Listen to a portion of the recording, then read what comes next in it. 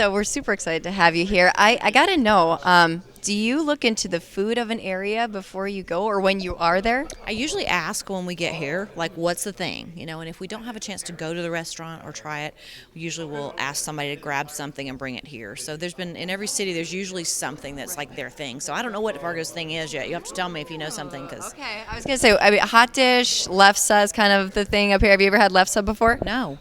What is that? Oh my gosh. It is the whitest, sweetest, blandest Norwegian dessert ever. Really? Yes. Well, do I want that? I think. Do you like mashed potatoes? I do. You're going to love that. Okay. I'm on it. It's going to happen. All right. So obviously you get to sing a lot, but do you get to do any cooking? Some of the things you enjoy, your hobbies when you're on the road? And I don't. I cook at home. We're usually on the road on the long weekends, and then we're home during the week. So I cook at home. The cool thing, like we said in the press conference, is that these guys cook out of my books, and so there'll be a variety. Not everything is out of my books, but if I'm in the mood for some comfort food, I'll look and see what they've got, and it'll be Trisha's blah blah blah. I'm like, oh cool. So you get to have that food, comfort food. You don't have to cook. You don't have to do the dishes. So it's pretty awesome. Nice. So do you request a certain dish before you go on shows or before you go on tonight? Is there going to be a certain dish you're going to ask for? I don't. It's up to them, and they just try different things, and I'll be like, oh, that's so cool you made that, and we'll talk about it, and it's really cool.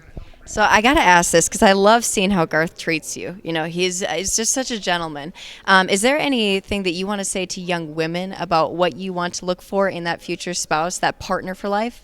Well, my first advice would be to not be in a hurry. I think girls today think that they're not complete until they have the boy. And so my first advice would be, I don't want to give you advice on what to look for, because you need to work on yourself and learn how to be happy by yourself. That's when and if the perfect guy will come along, because we put out who we are and what we attract, what we want. And if we don't believe in ourselves and we don't have self-esteem, we're going to attract somebody who's going to play on those things. So my first advice is really learn how to be on your own, and that's when it really happens. And then when you are looking for that guy and when it happens, don't settle. Right. And if you've taken the time to really make sure you're okay on your own, you won't settle. Yeah.